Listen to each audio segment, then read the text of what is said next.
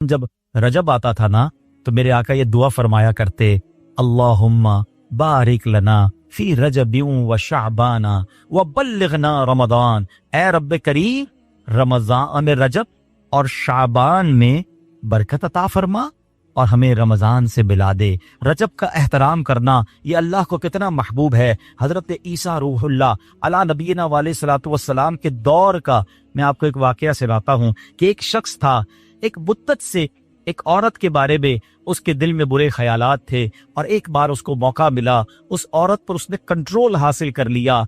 करीब था कि वो गुनाह करता। उसने देखा कि लोग चांद देख रहे हैं तो पूछा ये मुसलमान, वो मुसलमान भी नहीं था, गैर मुस्लिम था। तो उसने कहा ये लोग किस चीज का चांद देख रहे हैं, किस महीने का चांद देख रहे हैं? तो कहा मुसलमान जो हैं रजब के महीने का चांद देख रहे हैं। अल्लाह अकबर। जब उसने सुना कि रजब आ गया है वो उस औरत से दूर हो गया, गुनाह से बाज रहा। अल्लाह करीम ने हजरत ईसा अलैहिस्सलाम पर वही भेजी कि ऐ ईसा उस शख्स के पास जाओ, उससे मुलाकात करो। जब आप उसके पास गए, अपनी तशरीफ आवरी का सबब बयान किया। अल्लाह अकबर। जब इसने सुना उसका दिल नूरे इस्लाम से जगमगा उठा, कलमा पढ़ते मुसलमान गया। तो पता ये चला कि पहले जमाने में सिर्फ मुसलमान नहीं, गैर मुस्लिम भी इस महीने का अदब किया करते थे। रजब के वर्ड्स कितने? 3, रा, जीम और बा। सुभान अल्लाह।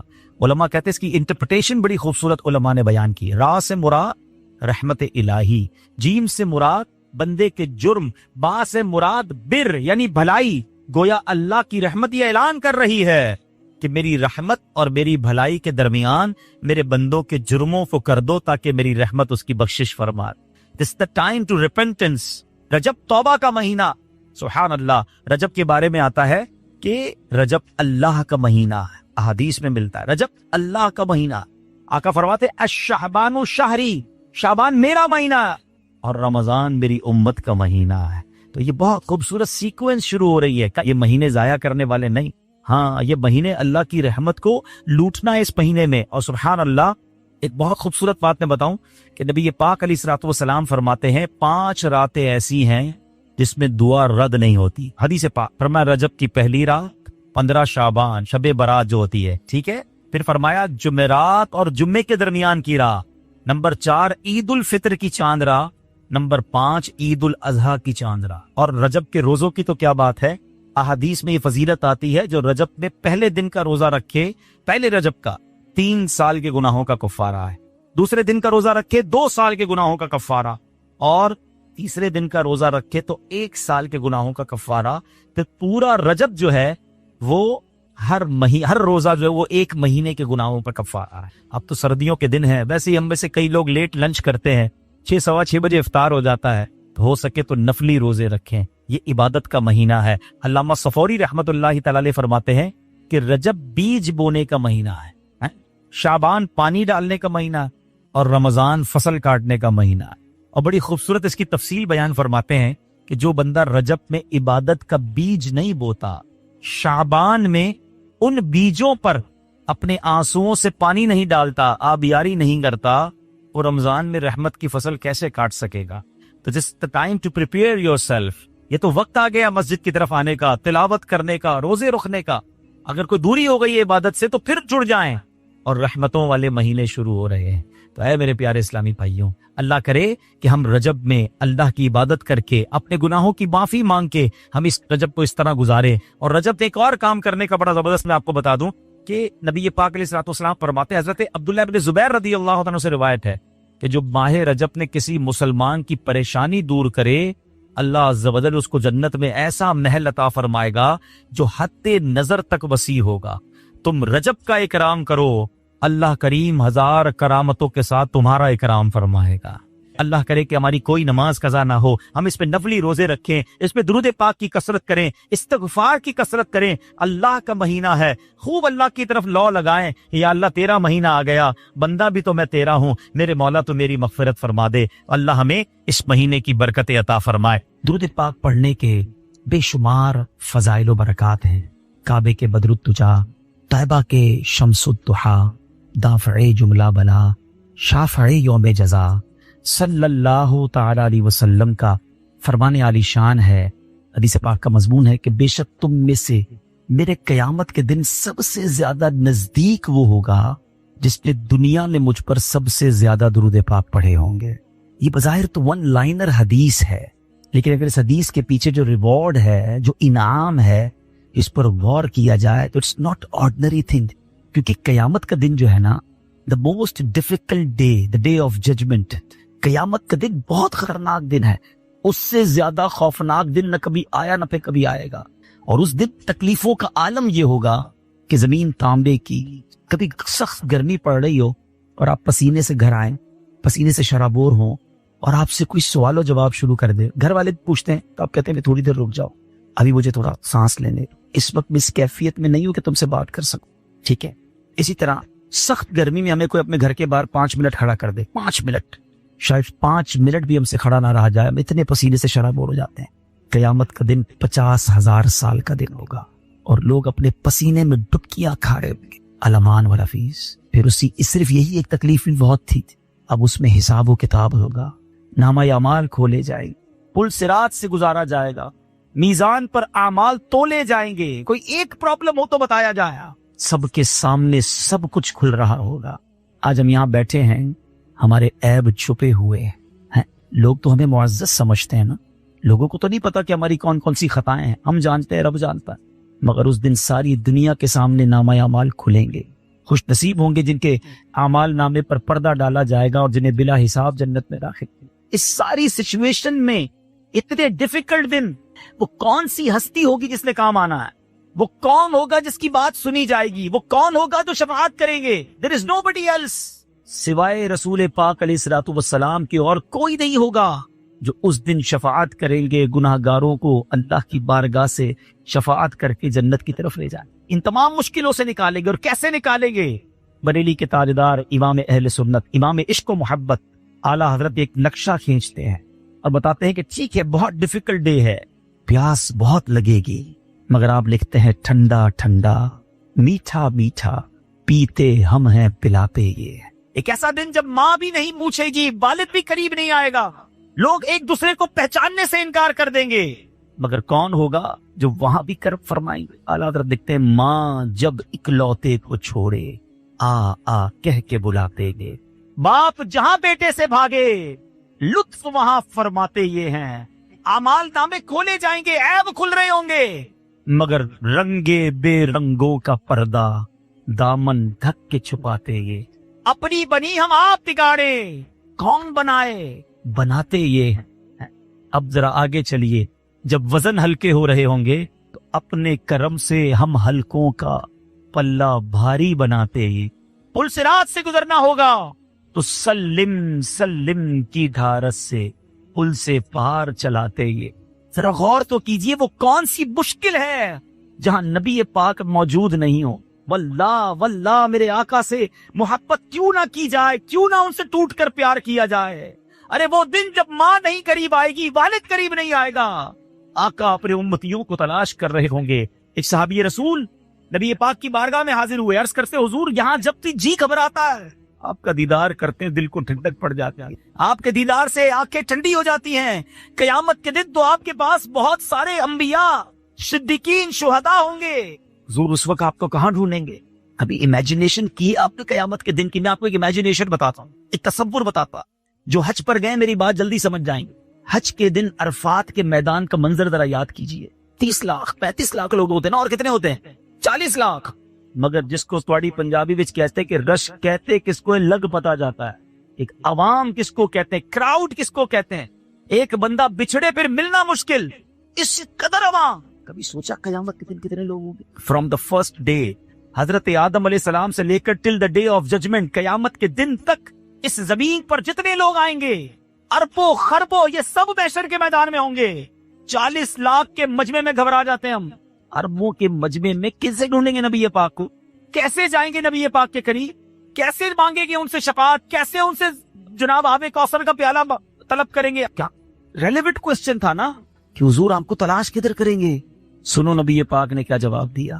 آقا فرماتے ہیں، حدیث پاک کا مضمون ہے، اگر مجھے تلاش کرنا ہونا تو حوض کوثر پر آ جانا، اپنے پیاسے امتیوں کو جام پلا رہا ہو. کہ حضور اگر وہاں نہ پاؤں تو ایسا کرنا، پل صراط پر آ جانا، اپنے امتیوں کو پل سے پار چلا رہا ہوں گا.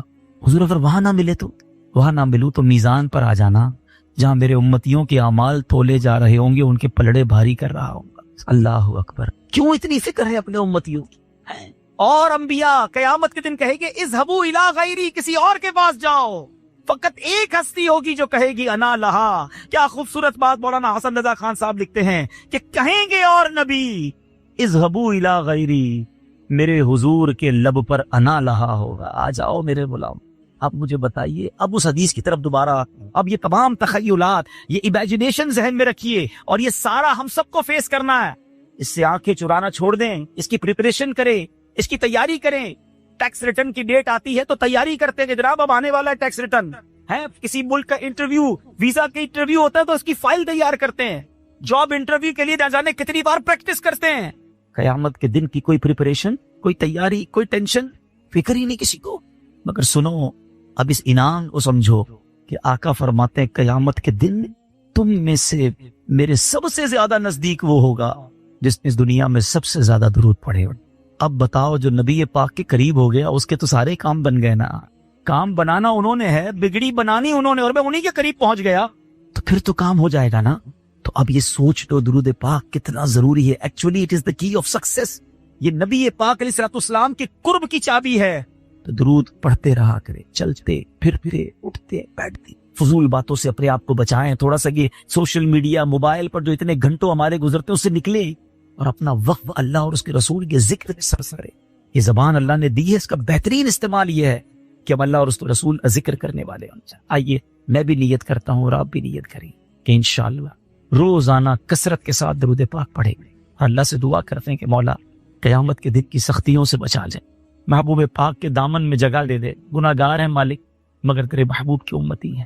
انشاءاللہ آئیے مل کر محبت کے ساتھ درود پاک پڑھ لے۔ صلو علی الحبیب صلی اللہ تعالی علی محمد صلی اللہ علیہ وسلم۔ آج جس امیزنگ اور کمال کی پرسنالٹی پر مجھے کچھ مدری پھول پیش کرنے ہیں، یہ مہینہ ان کی یاد بھی دلاتا ہے، اور جب بھی ان کی بات ہوتی ہے تو ایمان تازہ ہو جاتا ہے۔ یہ شخصیت ہمیں سکھاتی ہے ایکچولی کہ نبی پاک سے محبت کرنی کیسے ہے، اپنی زندگی کا گول سیٹ کیا کرنا چاہیے، اپنی حیات کو نبی پاک کے طریقہ کار کے سانچے میں ڈھالنا کیسے ہے۔ یہ پرسنالٹی آج بھی ہمیں سکھاتی ہے۔ ہم ان کے بارے میں پڑھتے ہیں، سنتے ہیں تو ایمان تازہ ہو جاتا ہے۔ اس پرسنالٹی کا مقام کیا ہے کہ ایک بار نبی پاک علیہ الصلوۃ والسلام نے صحابہ اکرام کے سامنے ایک بڑا خوبصورت فرمان ارشاد فرمایا، اور آقا علیہ الصلوۃ والسلام نے فرمایا کہ اچھی خصلتیں، حدیث پاک کا مضمون ہے، 360 ہیں اچھی عادتیں، بیسٹ ہیبٹس 360 ہیں۔ جب کسی سے اللہ تبارک و تعالیٰ بھلائی کا ارادہ فرماتا ہے تو اس کی ذات میں ایک خصلت پیدا کر دیتا ہے، اور اسی کے سبب اسے جنت میں بھی داخل کر دیتا ہے۔ وہ ایک خصلت بھی کسی کو مل جائے تو جنت مل جاتی ہے۔ اب وہاں وہ پرسنالٹی، وہ شخصیت موجود تھی۔ عرض کرتے ہیں حضور کہ میرے اندر بھی کوئی ایک خصلت اس میں سے ہے؟ آقا فرماتے ہیں کہ تمہارے اندر یہ ساری خصلتیں موجود ہیں، وہ کوئی اور نہیں، افضل البشر بعد الانبیاء ہیں۔ تمام انبیاء اور رسول کے بعد سب سے افضل شخصیت سیدنا ابو بکر صدیق رضی اللہ تعالی، کہ آقا ان کے بارے میں فرماتے کہ اے ابو بکر تمہارے اندر یہ ساری خصلتیں موجود ہیں۔ ایسی کیا خصلتیں تھی، ایسی کیا عادتیں تھی؟ آؤ میں آج حضرت ابو بکر صدیق کی کچھ عادتیں بتاتا ہوں، ہیبٹس آف سیدنا ابو بکر صدیق رضی اللہ عنہ۔ ٹرائی ٹو انڈرسٹینڈ اور try to implement in your life. سننا بھی ہے، صرف سن کر انجوائے نہ کریں، ہم یہ دیکھیں کہ میری عادتیں کیا ہیں اور صدیق اکبر کی عادتیں کیا تھی۔ آقا کا قرب کیسا ملا، اللہ اکبر، ذرا سوچو تو صحیح، کیا کوئی سوچ سکتا ہے جو ان کو نبی پاک کا قرب ملا، زندگی میں بھی ساتھ رہے، غار میں بھی ساتھ رہے، آج مزار میں بھی ساتھ ہیں، یار غار بھی ہیں اور یار مزار بھی ہیں۔ شاعر لکھتے ہیں نا، محبتوں کا صلہ ایسے کون دیتا ہے، محبتوں کا صلہ ایسے کون دیتا ہے، سنہری جالیوں میں یار غار آپ سے ہے، اللہ اکبر۔ آپ کی آگے آئے پڑھتے جائیں تو ایمان تازہ ہو جاتا ہے۔ اچھا ایک بڑی امیزنگ بات کہ حضرت ابوبکر صدیق کا نام کیا ہے؟ حضرت ابوبکر جو ہے نا، ان کی کنیت ہے ابو بکر، یہ اتنی مشہور ہو گئی کہ اب ہم ابو بکر صدیق رضی اللہ تعالیٰ عنہ کہتے ہیں۔ صدیق ان کا لقب ہے، عتیق بھی ان کا لقب ہے، اور ابو بکر ان کی کنیت ہے۔ ان کا اصل جو نام ہے نا، یہ ہمیں پتا ہونا چاہیے کہ آپ کا نام عبداللہ، ٹھیک ہے، آپ کا نام عبداللہ ہے، اور یہ آپ کا لقب ہے عتیق اور صدیق۔ عتیق کیوں کہلاتے تھے؟ سبحان اللہ، آپ نے اس کی کئی روایتیں ملتی ہیں کہ آپ نے کئی غلاموں کو خرید کر آزاد کیا، عتیق کہتے ہیں آزاد کیا گیا یا آزاد، تو آپ کا لقب عتیق بڑھ گیا، صدیق، سبحان اللہ۔ اچھا عتیق کے بارے میں ایک اور حدیث پاک سے نبی پاک علیہ السلام فرماتے ابو بکر عتیق فی السماء و عتیق فی الارض، ابو بکر آسمان میں بھی عتیق ہیں، زمین میں بھی عتیق ہیں۔ اور صدیق کا لقب بہت ساری اس کی بھی وجوہات علماء نے لکھی، مگر وہ عظیم واقعہ ہے، معراج کی رات تھی، ٹھیک ہے نا، آپ نے واقعہ سنا ہوگا کہ نبی پاک علیہ السلام نے 27 رجب، the morning of 27 رجب ایک ریویل کیا، ایک اعلان کیا کہ میں رات کے تھوڑے سے حصے میں ایک طویل سفر کر کے بیت المقدس سے ہو کر واپس آیا۔ ابو جہل بدبخت، اس نے جب یہ سنا کہ رسول پاک یہ دعویٰ کر رہے ہیں تو اس نے کہا کہ کیا حضور آپ، میں اور لوگوں کو بھی جمع کر لیتا ہوں، کیا آپ ان کے سامنے بھی یہ بات کر دیں گے؟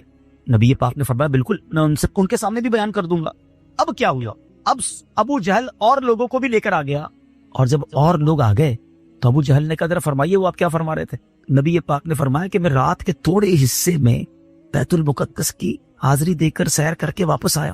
اچھا، اس زمانے میں بیت المقدس کا ٹریول 1 مہینہ جانا 1 مہینہ آنا، گھوڑے پر جاتے یا اونٹ پر جاتے، تو جو سفر 2 مہینے کا ریٹرن تھا رات میں طے ہو نہیں سکتا تھا، تو معاذ اللہ انہوں نے نبی پاک کا مذاق اڑانا شروع کر دیا۔ اچھا، اب لوگوں نے سوچا سیدنا ابوبکر صدیق جو تھے نا، وہ بڑے معتبر تھے، بڑے معزز تھے، بڑے بزنس مین تھے، تو وہ چاہتے تھے کہ کسی طرح سیدنا صدیق اکبر کو ڈیٹیچ کر دیا جائے نبی پاک علیہ السلام سے۔ یعنی کفار مکہ بڑے غمزدہ تھے کہ ابوبکر ایمان کیوں لے آئے، ایک کا ایک بڑا مقام ہے، بڑے بیپاری ہیں، تو انہوں نے کہا اب موقع اچھا ہے نبی پاک علیہ السلام سے صدیق اکبر رضی اللہ عنہ کو دور کرنے۔ گھر پہ پہنچ گیا حضرت ابوبکر صدیق کے، دروازہ کھٹکھٹایا، دروازہ کھلتا ہے، سوال ہوتا ہے کہ اے ابو بکر تم جانتے ہو تمہارے نبی کیا کہہ رہے ہیں؟ کیا کہہ رہے ہیں؟ کہ وہ فرماتے ہیں کہ میں رات کے تھوڑے حصے میں بیت المقدس سے ہو کر آ گیا ہوں۔ حضرت ابو بکر کہتے ہیں کہ واقعی میرے آقا ایسا کہتے ہیں؟ ہو سکتا ہے اس وقت سوال کرنے والوں نے سوچا ہو کہ ہیزیٹیشن آ رہی ہے، کچھ نہ کچھ لگتا ہے کہ سوال کیا ہے تو کوئی گھبراہٹ ہے، کہا ہاں وہ یہی کہتے ہیں کہ رات کے تھوڑے حصے میں بیت المقدس سے ہو کر آ گئے ہیں۔ اللہ اکبر۔ حضرت ابو بکر کا جواب سنے رضی اللہ عنہ، کہتے ہیں اگر میرے آقا فرماتے ہیں تو سچ فرما، میں اس کی تصدیق کرتا ہوں۔ تو لوگوں نے کہا ابو بکر تم یہ کیسے تصدیق کر سکتے ہو کہ رات کے تھوڑے حصے میں بیت المقدس ہو کر آ گئے؟ تو کمال کا جواب دیتے ہیں، فرماتے میں تو اس سے بڑی بڑی باتوں کی تصدیق کرتا ہوں، میرے آقا روزانہ آسمانی خبریں دیتے ہیں کہ جبریل امین آئے ہیں قرآن لے کر، جب میں اس پر ایمان لے آیا تو اگر نبی پاک فرماتے ہیں کہ بیت المقدس ہو کر آئے ہیں تو سچ فرما رہے۔ وہ دن تھا کہ آپ کا لقب صدیق پڑ گیا، کہ آپ نے بغیر دلیل کے نبی پاک کی بات کی صداقت کی، تصدیق کی۔ اے میرے پیچھے اسلامی بھائیوں، یہاں ایک اور بات بھی سیکھنے کو مل رہی ہے کہ ابو جہل نے لاجک تلاش کی، آرگیومنٹ کیا، اور صدیق اکبر نے لبیک یا رسول اللہ اس وقت کہا۔ جو آقا نے فرمایا وہی حق ہے۔ اب غور کر لیں کہ آج بھی کچھ لوگ 27 رجب میں آرگیومنٹ کرتے نظر آتے ہیں، اور آج بھی کچھ لوگ نبی پاک کی شان بیان کرتے نظر آتے ہیں۔ اب خود چیک کر لیں کہ یہ پرابلم اس دن سے چلا آ رہا ہے۔ Every morning of the 27 Rajab from that day problem کرنے والے پرابلم کرتے ہیں۔ اچھا، وہ آرگیومنٹ کیا کرتے ہیں کہ جناب معراج تو ہوئی تھی مگر خواب میں ہوئی تھی، چلو آج اس کو بھی سالو بھی کر دیتے ہیں، ٹھیک ہے؟ بڑا لاجیکلی، میں کوئی روایتوں کی طرف نہیں جاتا، بڑا لاجیکلی کوسچن، پڑھے لکھے سمجھدار لوگ بیٹھے ہیں۔ ابو جہل کا اور کفار مکہ کا اعتراض کرنا کہ یہ ہو ہی نہیں سکتا، یہ کس بات پر تھا؟ کیا خواب پر اعتراض تھا؟ بھائی آپ صبح اٹھے اور آپ کا بیٹا کہ ابو رات کو خواب میں امریکہ گیا تھا، اس کے بعد لندن بھی گیا، اور پھر ابو میں کراچی بھی گھوم کے اٹھا تو بستر پہ تھا، تو آپ کا بیٹا کوئی بات نہیں، ساری لوگ رات گھوم رہے ہوتے خواب میں، کوئی مسئلہ نہیں، سو جا واپس، کوئی ٹینشن نہیں نا، خواب میں تو سبھی گھوم رہے۔ اگر نبی پاک نے یہ دعویٰ کیا تھا 27 رجب کی صبح کہ جناب میں خواب میں بیت المقدس ہو کر آیا، تو پھٹا ہی نہیں تھا۔ پھر یہ جھگڑا بتا رہا ہے کہ نبی پاک کا دعویٰ یہی تھا کہ میں جسمانی طور پر گیا ہوں، تو یہ بڑا نارمل کلیئر ہو گیا کہ پیارے آقا جسمانی طور پر جانے کا دعویٰ کر رہے تھے۔ ابو جہل اور اس کے لوگ جو تھے وہ اعتراض کر رہے، اور صدیق اکبر نے فوراً مان لیا۔ تو سمجھ ہی آ گئی بات کہ آج بھی جب آپ کے سامنے قرآن و حدیث کی کوئی بات پیش کی جائے تو ہمارا کام لبیک کہنا ہے، ہر چیز میں لاجک تلاش کرنا، ہر چیز میں کہنا جناب پہلے اس کی لاجک بتائیے۔ ارے میری آپ کی عقلیں تھوڑی ہیں، کبھی پہلی جماعت کے بچے کو 10ویں جماعت کی کتابیں سمجھ آتی ہے؟ मैट्रिक के स्टूडेंट को MBBS की किताबें समझ आ सकती हैं। अरे हम दुनिया में बड़ा डिस्टेंस रखते हैं यार, अभी पहली जमात में इसको 10वीं जमात की किताब न दो। मेरी आपकी अक्ल थोड़ी, अल्लाह की शान, उसकी कुदरत के नजारे, उसके हबीब ने उस पे क्या इख्तियारात दिए, जरूरी है हर बात मेरी अक्ल में आए। अगर हदीस के जरिए, कुरान के जरिए ये बात पहुंची है तो जो पंजाब के लोग कहते हैं वो सही कहते हैं, यासी मनन वाले हैं, सोचण वाले नहीं। हाँ, मनन वाले बने। जब नबी पाक की ये शान और सिद्दीक़ अकबर को लक़ब वहां से मिलता है कि उन्होंने बगैर चूं चरा के लब्बैक कहा और सदाकत कर दी, तस्दीक कर दी कि जे मैं मानता हूं नबी पाक फरमाते हैं तो हक फरमाते। एक आदत तो सिद्दीक़ अकबर की ये पता चली कि शरीयत के मामले में, अल्लाह और उसके रसूल के मामले में मानना है, इसमें हर बात में लॉजिक नहीं तलाश की जाती। ठीक है, हम आज सिद्दीक़ अकबर रज़ी अल्लाह अन्हु की आदतों पर बात करते हैं तो पता तो चले कि वो कौन कौन सी आदतें थी, कहां पहुंच गए, मर्तबा तो देखो। गुलाम जन आका की शान बयान करे तो गुलाम की जिम्मेदारी है कि नबी पाक की शान बयान करे, मगर उस साहबी रसूल की किस्मत पर हमारी जाने कुर्बान कि जिसकी शान नबी पाक बयान फरमाए है। प्यारे आका अलैहिस्सलाम की बारगाह में एक बार सिद्दीक़ अकबर आए, नबी पाक की जगह पर खड़े हो गए और सिद्दीक़ अकबर को गले लगाया और उनके मुंह पर बोसा दिया। मौला अली मौजूद थे, शेर खुदा का। कहते या रसूलुल्लाह, अबू बकर का मुंह छूते हैं। फरमाया, ए अली, अबू बकर का मेरे यहाँ वो मर्तबा है जो मेरा मर्तबा मेरे रब की बारगाह में है। इस कदर नबी पाक उनसे प्यार फरमाते थे। अल्लाह, सबसे पहले ही मान लाए ना। अच्छा, ये दोस्ती ऐसा नहीं था कि नबी पाक अलैहिस्सलाम ने ऐलान नबूवत किया और सिद्दीक़ अकबर आ गए, नहीं। प्यारे आका और हज़रत अबू बकर सिद्दीक़ रज़ियल्लाहु अन्हु को जो साथ था ना, 18 इयर्स एज थी हज़रत अबू बकर सिद्दीक़ की, 20 साल उम्र थी नबी पाक की, 20 साल का साथ था और ये 18 साल की उम्र से नबी पाक के साथ थे। और जैसे ही नबी पाक ने ऐलान नबूवत किया, सबसे पहले लब्बैक कहकर कलमा पढ़ लिया सिद्दीक़ अकबर। एक और बात इससे सीखने के लिए है, आज मैं कोशिश कर रहा हूं कि एक एक वाकया और उससे कुछ लेसन बयान करता जाऊं। अब सीखने को क्या मिला, जरा मुझे बताइएगा, माशाल्लाह आपकी मालूमात का भी थोड़ा टेस्ट हो जाए। सबसे पहले मर्दों में ईमान कौन लाया? हजरत अबू बकर सिद्दीक़ रज़ियल्लाहु अन्हु। सबसे पहले औरतों में ईमान कौन लाया? हजरत खदीजतुल कुबरा रज़ियल्लाहु अन्हा। सबसे पहले बच्चों में ईमान कौन लाया? मौला अली करमल्लाहु तआला वजहुल करीम। ये तीन कौन थे? कभी गौर की? द मोस्ट क्लोजेस्ट पर्सनैलिटीज, नबी पाक अलैहिस्सलाम के सबसे ज्यादा करीब जो लोग थे ना, बेहतरीन दोस्त, ज़ौजा मोहतरमा और वो बच्चा जो नबी पाक की आगोश में परवरिश पा रहा है, मौला अली करमल्लाहु तआला वजहुल करीम। यानी इसका मतलब क्या हुआ कि आज दुनिया में किसी शख्स को दूर से देखे ना, बाज़ औक़ात बड़ा अच्छा लगता है, करीब जाए तो बंदा कहता है मैं तो कुछ और ही समझ रहा था। जब तक कारोबार नहीं किया था तो बड़ा सच्चा दिखता था, कारोबार किया तो लग पता गया कि यार इसकी तो बातें ही दूसरी हैं। रिश्तेदारी नहीं की थी तो सबसे अच्छा मुझे ये लगता था, जैसे ही रिश्तेदारी की तो इसके तो सारे मामले सामने आ गए, इसकी तो टोर ही चेंज हो गई है। हमारे साथ जनाब रिश्ता करने के बाद इसके तो डिमांडें ही खत्म नहीं होती। मजहबी लोग बैठे हैं, मैं अपने बारे में बात करता हूँ, हमारे मजहबी लोगों के लिए दर्श है कि जब हमें लोग दूर से देखते हैं कहते हैं कितना नेक है, क्या जब हमारे करीब आते हैं तब भी उन्हें ये एहसास होता है? करीब आकर उमूमन लोगों के ऐब खुलते हैं। मेरे आका की शान देखो, जो जितना करीब हुआ वैसा दीवाना हो गए। सबसे पहले ईमान लाए वो लोग जो सबसे करीब थे, वो जानते थे कि आप सादिक हैं, आप अमीन हैं, आप अल्लाह के हबीब हैं। सुभान अल्लाह, सुभान अल्लाह। तो अब सिद्दीक़ अकबर रज़ियल्लाहु तआला की बात हो रही है और आपकी मुबारक आदतों की बात हो रही है। आप रज़ियल्लाहु तआला की क्या शान में बयान करूं। आप वाहिद सहाबी हैं जो 4 नस्लों के सहाबी हैं। आपके वालिद सहाबी, आप खुद सहाबी, आपके बेटे सहाबी और आपके पोते सहाबी। अल्लाहु अकबर। सिद्दीक़ अकबर रज़ियल्लाहु तआला के वालिद हजरत अबू कहाफा, आप हजरत अबू बकर, आपके बेटे अब्दुल रहमान और उनके बेटे मोहम्मद बिन अब्दुल रहमान, ये चारों सहाबी हैं। लेकिन गैरत कैसी थी सिद्दीक़ अकबर में? आप सुनो, दूसरी आदत तो बहुत सारी हैं, इस ईमान के नाम पर गैरत होनी चाहिए। कंप्रोमाइज कर लेते हैं हर बात पर। आपके बेटे अब्दुल रहमान ईमान नहीं लाए थे। एक गजवे में वो दुश्मन की फौज, कुफार की फौज की तरफ से आए। थोड़े टाइम बाद जब ईमान ले आया तो कहते बाबा जान, एक वक्त ऐसा आया था ना कि जब मैं सामने वालों की फौज की तरफ से आया था ना, आप मेरी तलवार के नीचे आए थे, मैंने इसलिए छोड़ दिया कि आप मेरे वालिद।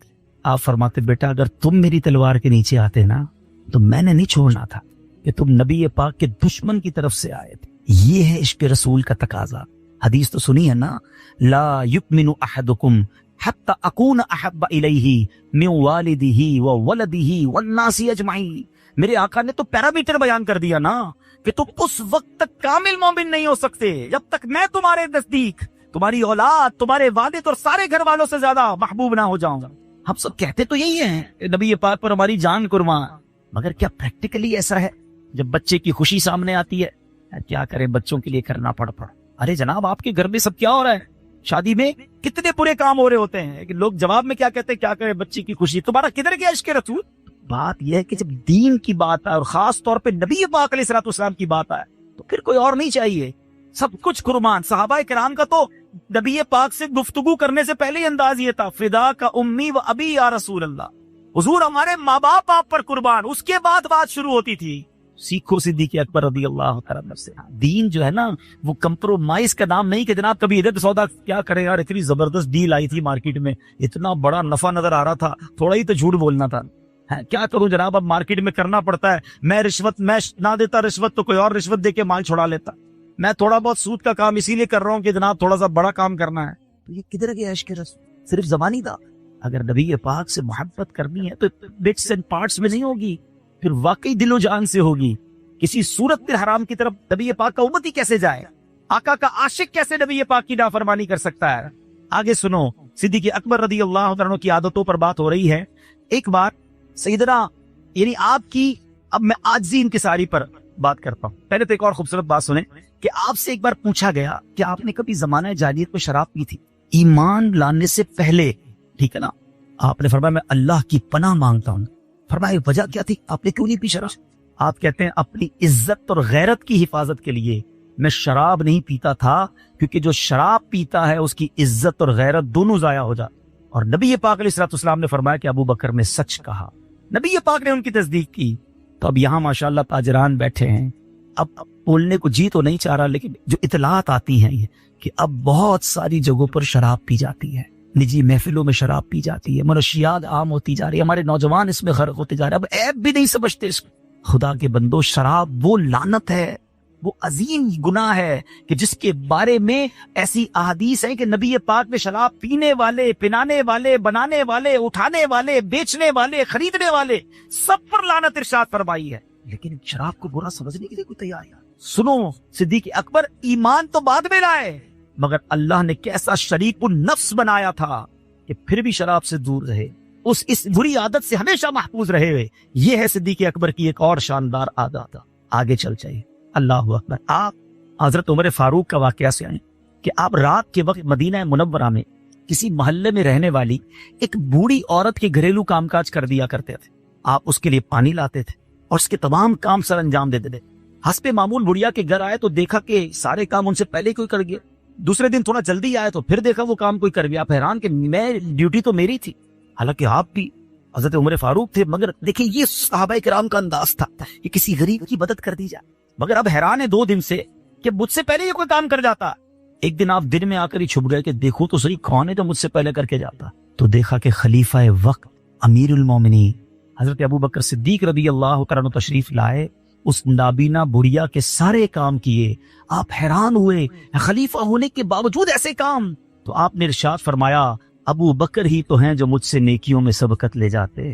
حضرت عمر حضرت ابو بکر صدیق کا بڑا جس کو کہنا ایک خوبصورت مقابلہ نظر آتا ہے کہ کسی طرح میں نیکیوں میں آگے بڑھ جاؤں. مگر غزوہ تبوک کا جو وہ ایثار تھا, وہ سب کچھ لانا تھا اور اپنے گھر میں کچھ نہ چھوڑنا تھا. حضرت عمر فاروق نے وہ تاریخی جملہ کہا کہ میں ابو بکر سے نیکیوں سے آگے نہیں بڑھ سکتا. اللہ. ایک بار حضرت ابو بکر صدیق رضی اللہ عنہ کی ایک اور عادت سنو. آپ جب خلیفہ نہیں بنے تھے نا تو مدینے کی بچیاں کچھ تھی جو آپ کے پاس آتی تھی اور وہ آپ کے ساتھ جب آتی تو آپ ان کی بکریوں کے دودھ دھو دیا کرتے تھے. تو اب آپ کی خلافت کا اعلان ہو گیا. تو بچیوں نے کہا کہ حضور اب تو آپ خلیفہ بن گئے, اب ہمارا یہ کام تو اب نہیں کریں گے. کہا نہیں, میرے اندر تم کوئی فرق نہیں دیکھو, آپ بھی لے آیا کرو. خلیفۃ المسلمین ہیں. مدینے کی بچیاں اپنی بکریاں لاتی اور سیدنا ابو بکر صدیق اس سے دودھ دھو دیا کرتے. اب آئیے لیسن, عادتیں تو سن لی نا. آپ خلیفۃ المسلمین کا مطلب سمجھتے ہیں؟ نبی پاک کے خلیفہ تھے, ساری دنیا کے مسلمانوں کے لیڈر تھے, کتنا بڑا عہدہ تھا. مگر نہ اسٹائل تبدیل ہوا نہ عادتیں تبدیل ہوئی. ہمیں تو ایک عہدہ ملے تو ٹوری چینج ہو جاتی ہے, تھوڑے پیسے بڑھ گئے تو اب اسٹائل ہی بدل گیا. کوئی عہدہ مل گیا, کوئی اقتدار مل گیا, کوئی ٹیگ لگ گیا ہمارے ساتھ تو پیر ہی زمین پر نہیں ہے. سوچو تو صحیح, کیسی غلامی ہے نبی پاک کی. کہیں ایسا تو نہیں کہ ہم تکبر میں گرفتار ہو جاتے ہیں. سیکھو صحابہ کرام سے, بلکہ انہوں نے کس سے سیکھا؟ اللہ کے حبیب علیہ الصلوۃ والسلام کا مرتبہ تو سوچئے نا. رسول پاک علیہ الصلوۃ والسلام ہی از the reason of all creation. نبی پاک وہ ہیں جن کے سبب کائنات بنی ہے. مگر آجزی کا عالم یہ ہے کہ غلاموں کے ساتھ بیٹھ کر کھانا کھا رہے ہیں، غلاموں کے گھروں پر جا کر دعوتیں کھا رہے ہیں، اپنی سواری پر اپنے غلاموں کو بٹھا رہے ہیں۔ یہاں لوگ اپنی گاڑی میں اپنے کسی ملازم کو بٹھانا اپنی شان کے خلاف سمجھتے، ساتھ بیٹھ کر کھانا تو دور کی بات ہے۔ اللہ اکبر، نہ کرو ایسا، سیکھو ان سے کہ آپ خلیفۃ المسلمین بن کر بچیوں کے جناب بکریوں کا دودھ دھو رہے ہیں۔ کہیں ایسا نہ ہو کہ تکبر کی عادت ہمیں برباد کر دے۔ اگر مال مل بھی گیا، مرتبہ مل بھی گیا، اللہ نے عزت دے بھی دی تو کس نے دی ہے؟ وَتُعِزُّ مَن تَشَاءُ وَتُذِلُّ مَن تَشَاءُ۔ یقین کرنا وہ جب چاہے نا یہ عزت کی چادر کھینچ لے جا۔ ہم نے عزت داروں کو ذلیل ہوتے دیکھا ہے۔ انسان سے ایک غلطی ہوتی ہے، اس کے بعد وہ منہ دکھانے جیسا نہیں رہتا، ایک جملہ نکلتا ہے انسان کی زبان سے، اس کے بعد وہ پورے معاشرے کو منہ دکھانے جیسا نہیں رہتا۔ مال دیا تو رب نے دیا نا۔ بزرگ بیٹھے پوچھیں ان سے، انہوں نے کتنے ایسے کیس دیکھے ہوں گے کہ کروڑ پتی کیسے کنگال ہوتا ہے، زکات دینے والا زکات لینے والا بندے دیکھا گیا، یہ سب کیسے ہوتا ہے؟ رب جب چاہے واپس لے لے، میرا کچھ نہیں ہے، اس میں میرا کوئی کمال نہیں ہے، ڈرتے رہا کرو۔ اللہ کرے ایسی کیفیت بن جائے کہ میری نعمتیں بڑھے نا تو مجھ پر یہ برڈن اور بڑھ جائے کہ اب مجھے شکر اور کرنا ہے۔ یا اللہ میری اوقات ایسی اور تو مجھے اتنا دے رہا ہے۔ کبھی آنکھوں میں آنسو آئے جب اللہ کی طرف سے نعمت ملے تو کبھی سر جھکا کہ مولا میں اتنا گناہگار اور مجھ پر اتنی عطائیں، نیک لوگ بےچارے پریشان ہیں اور میں گناہگار، ڈرو اس سے کہ کہیں یہ دنیا ہی میں تو نہیں دیا جا رہا، کہیں آخرت میں ہمارے لیے اگر حصہ نہ ہوا تو کدھر جائیں گے۔ بزرگان دین کے ایسے واقعات ملتے ہیں کہ جب آپ کو نعمت ملتی ہے آپ زاروں کی طرح روتے، لوگ پوچھتے کیوں رو رہے ہیں؟ کہتے میں اس لیے ڈر لگ رہا ہے کہ کہیں جو ہم نے دنیا میں نیکیاں کی ہیں وہ ادھر ہی صلہ نہ دے دیا جائے اور آخرت میں کوئی حصہ نہ بچے۔ اللہ کا شکر ادا کرنا، کبھی تکبر نہ کرنا، کبھی اپنے آپ پر پراؤڈ نہ کرے۔ جو دیا ہے رب نے دیا ہے اور وہ جب چاہے واپس لے سکتا۔ اگر چاہتے ہو نا نعمتیں باقی رہیں، زوال نعمت سے بچ جاؤں اور یہ بڑھتی رہیں، ملٹی پلائی ہوتی رہیں، تو رب نے قرآن میں وعدہ فرمایا ہے لَإِن شَكَرْتُمْ لَأَزِيدَنَّكُمْ، تم میرا شکر ادا کرو میں تمہیں اور عطا کروں۔ شکر ادا کر، پراؤڈ نہ کر، لوگوں غریب لوگوں کا خیال رکھو۔ یار آپ سوچو تو صحیح کہ امیر المومنین حضرت ابوبکر صدیق اور حضرت عمر فاروق پہ مقابلہ کیا ہو رہا ہے کہ نابینا بڑھیا کے گھر کے برتن بھرنے ہیں، اور ہم ہیں کہ ہم کہتے ہیں میں کسی غریب کے گھر جاؤں، میں کسی کا اپنے ہاتھوں سے کام کروں۔ یہ نیکیاں چھوڑا نہ کرو، یہ وہ نیکیاں ہیں جب کسی غریب کے دل سے دعا نکلے گی نا وہ طوفان ٹال دے گی، وہ مشکلیں ساری حل کر دے گی، کیونکہ وہ دعا اپنی دل سے نکلتی۔ اور اسی طرح غریب کے دل سے اگر ہائی نکل گئی نا تو بربادی ایسی ہوگی کہ آپ سوچ نہیں سکتے۔ ایک بات یاد رکھنا، یہ چلتے پھرتے لوگوں کو جو دل توڑ رہے ہوتے ہیں نا، کھڑے ہو جاؤ ادھر سے، کیوں بیٹھے ہو، دیکھتے نہیں ہو میرے سامنے بوڑھی بلند آواز سے بات نہ کرو، مسلسل رکھ دوں گا، جانتے نہیں میں کون ہوں۔ غریب آدمی پر روز جماتے ہو، بیچارہ کیا کر سکتا ہے، اپنے ملازم کو ڈانٹتے رہتے، جب چاہے دل میں آیا کسی کا دل توڑ دیا، کیا کر لے گا بیچارے کے بھائی؟ کچھ نہیں رکھنا، اس کے پاس واقعی بظاہر کچھ نہیں ہے، مگر اگر دل سے اس نے پکار لیا نا رب کو تو مظلوم کی دعا عرش تک جاتی ہے۔ میں ایک جملہ کہنے جا رہا ہوں، ذرا غور سے سنیے گا۔ جب زندگی میں آپ یہ فیل کریں نا کہ یار بنی بگڑ رہی ہے، سب کچھ سیٹ تھا، صحت بھی اچھی، کاروبار بھی good, family life very brilliant, اور اچانک ایک ایک کر کے چیزیں خراب ہو رہی ہیں، تو چیک کرو کسی کی ہائی تو نہیں لے لی، کسی کو تکلیف تو نہیں پہنچا۔ یاد رکھ رہا، اگر کسی کے ہاتھ اٹھ گئے نا اللہ کی بارگاہ تو پھر بچنا مشکل ہو جائے گا۔ ڈر کے ساتھ، شکر کے ساتھ، عاجزی کے ساتھ زندگی گزارو۔ جتنی اللہ تمہیں نعمتیں دیتا رہے سر اتنا جھکتا رہے۔ یار درخت پر بھی پھل لگتے ہیں تو درخت جھکتا ہے، اکڑتا نہیں ہے۔ ادھر عجیب بات ہے کہ اللہ نعمتیں دیتا اور بندہ اکڑنا شروع ہو جاتا ہے۔ عقل بھی یہ کہتی ہے کہ وہ عطائیں دے تو ہم سجدے بڑھائے، ہوتا یہ ہے وہ عطائیں بڑھاتا ہے، ہم خطائیں بڑھاتے۔ نہ کرے ایسا۔ آؤ صدیق اکبر رضی اللہ تعالیٰ عنہ کی ایک اور شاندار عادت، کیا عادت؟ اللہ کی راہ میں خرچ کرنے کا جو انہیں شوق تھا، اللہ اس کا صدقہ نصیب کر دے، اس کا ذرہ نصیب کر دے۔ آپ ایک بڑے کاروباری تھے، آپ کو بتاتا چلوں کہ صدیق اکبر رضی اللہ تعالیٰ عنہ ایک کپڑے کا وسیع کاروبار کرتے، بہت بڑے بزنس مین تھے۔ آپ کے پاس ایک بار 40,000 درہم یا 40,000 دینار تھے، سارے کے سارے راہ خدا میں خرچ کر۔ نبی پاک علیہ الصلوۃ والسلام کے ساتھ اٹیچمنٹ کیسی تھی؟ ٹھیک ہے ہماری دوستی ہوتی ہے بعض اوقات، لیکن پیسے بورو کرنے پڑتے ہیں نا یار، تھوڑے سے دینا واپس دے دیں، دوستی میں بھی یہاں تک ہی ہوتا ہے نا معاملہ۔ مگر صدیق اکبر رضی اللہ تعالیٰ نبی پاک علیہ الصلوۃ والسلام کے ساتھ اتنا اٹیچ تھے، حدیثوں میں الفاظ ملتے ہیں کہ نبی پاک علیہ الصلوۃ والسلام صدیق اکبر رضی اللہ تعالیٰ کا مال ایسے استعمال کرتے تھے جیسے اپنا مال استعمال کرتے ہیں، اس قدر۔ سبحان اللہ۔ آپ سنو میرے آقا کا وہ ارشاد فرماتے ہیں مجھے کسی کے مال نے اتنا فائدہ نہیں دیا جتنا ابو بکر کے مال نے فائدہ دیا. یہ کیسی شخصیت, اللہ کی راہ میں خرچ کرنے کے لیے ہر وقت تیار رہتے تھے. مگر آج اس عادت سے ہم نے کیا سیکھا ہے؟ آج 2.5% زکوٰۃ لوگوں کو بھاری پڑتی ہے. کسی طرح مولوی صاحب کو طریقہ بتاؤ کہ کوئی رینٹ کی پراپرٹی لے لیں, کوئی ایسا سسٹم بنا لے کہ ہمیں زکوٰۃ نہ دینی پڑے. بہانے ڈھونڈتے ہیں لوگ, ہمارے پاس آتے ہیں بہانے ڈھونڈنے کے زکوٰۃ بچ جائے, زکوٰۃ نہ دینی پڑے. ارے اللہ کے بندو, بہانے ڈھونڈو کہ کس طرح خرچ کروں اور جنت کے اکاؤنٹ میں چلی جائے. یہ پیسے جو ہے نا اتنے رہ جانے. میں آج ایک کاروباری شخص کے ساتھ بیٹھا تھا, ہم ایک ٹریول پہ تھے, میں نے ان کو ایک بات کہہ دی تھی, انہوں نے مجھے وہی بات ریپیٹ کی آج کہ آپ کی بات میرے دل میں لگ گئی. میں نے اس کو کہا ایک بات بتاؤ, آپ اپنے والدین کے لیے تو شاید کچھ نہ کچھ دعا کرتے ہو, صدقہ کرتے ہو, کبھی دادا کے لیے کرتے ہو, پردادا کے لیے کرتے ہیں. ہم میں سے کئیوں کو تو پردادا کا نام بھی یاد نہیں, اپنے ہی پردادا کا نام یاد نہیں. تو سمجھ لو کہ ہمارے بھی مرنے کے بعد زیادہ سے زیادہ بچے ہی کچھ کر لیں گے تو کر لیں گے, اس کے بچوں نے تو بھول جانا ہے ہمیں. ہمارے چیپٹر کلوز ہو جائے گا نیکیوں کا, نیکیاں کلوز ہو جائیں گی مرنے کے بعد. خود کچھ ایسا کر جاؤ کہ میں چلا جاؤں اور قیامت تک یہ میٹر چلتا ہے, بعد میں کوئی یاد نہیں رکھے گا. ارے جب تم نے خود اپنے لیے کچھ نہیں کیا تو کیسے امید رکھتے ہو کہ بعد والے تمہارے لیے کریں گے؟ صدیق اکبر رضی اللہ تعالیٰ عنہ کی سیرت سے یہ سیکھیے. آپ کو پتا ہے ابو بکر صدیق رضی اللہ تعالیٰ کا بہت بڑا صدقہ کیا ہے؟ جس مسجد نبوی میں جا کر ہم نوافل پڑھتے ہیں اور ترستے ہیں کہ اس مسجد کی حاضری ملے, سنو اس کی مسجد کی قیمت صدیق اکبر رضی اللہ تعالیٰ عنہ نے عطا کی تھی. نبی پاک نے صدیق اکبر کے مال سے اس کی رقم پیش کی تھی یتیم بچوں کو, اور آج مسجد نبوی موجود ہے. سبحان اللہ, صبح قیامت تک کروڑا کروڑ لوگ جو حاضری دیں گے مسجد نبوی میں, نمازیں ہوں گی, اذانیں ہوں گی, سجدے, تلاوت, یہ سب کا ثواب صدیق اکبر رضی اللہ تعالیٰ کے اکاؤنٹ میں جا رہا. یہ وہ نیکیاں. چلے ہم مسجد نبوی میں حصہ نہیں ملا سکے, یہاں دنیا میں تو مسجد بنا سکتے ہیں نا. سیکھو ان کی عادت سے, اور یہ کمال کا انویسٹمنٹ ہے. کوئی یہ نہ سمجھے کہ میں دعوت اسلامی کے لیے مسجد بنانے کی بات کر رہا ہوں. ارے آپ خود بنائیے, خود چلائیے, بناؤ تو صحیح. کیونکہ اللہ کے حبیب علیہ الصلوۃ والسلام فرماتے ہیں جو اللہ کے لیے مسجد بناتا ہے اللہ اس کے لیے جنت میں گھر بناتا ہے. میں آپ سب سے سوال کرتا ہوں, بڑے شاندار گھر ہیں آپ لوگوں کے, جنت میں گھر کا ایڈریس ہے آپ کے پاس کہ بھائی آپ ادھر تو یہاں رہتے, جنت میں کہاں رہیں گے؟ پتہ نہیں, جاؤں گا نہیں جاؤں گا. ارے اللہ کے نبی کے وعدوں پر یقین رکھو, بناؤ مسجد اور بتاؤ کہ انشاءاللہ جنت میں بھی میرا ایک گھر ہے. کیونکہ میرے نبی نے فرمایا ہے کہ جو دنیا میں مسجد بنائے گا اللہ کی رضا کے لیے, اللہ اس کے لیے جنت میں گھر بنائے. ایک صاحب ملے مجھے بڑے کمال کی شخصیت سے, کہتے سب بچوں کو پاکستان میں بھی کوٹھی بنا دی ہے, سب کے لیے جنت میں بھی گھر بنا. میں کیسے بولے سب بچوں کے نام کی ایک مسجد بنا؟ یہ ہے نا انویسٹمنٹ ہے. ماں باپ کے نام کی بھی مسجد, سارے بچوں کے نام کی مسجد, بچیوں کے نام کی مسجد. میں نے کہا یہ ہوئی کمال. یہ مائنڈ سیٹ کی بات ہے. کیا کریں گے ہم جب وقت پورا ہونا ہے نا؟ ہم سب نے جانا ہے, جوان نے بھی جانا ہے, بوڑھے نے بھی جانا ہے. تو خدا نہ جانے سے پہلے کر لو نا تیاریاں.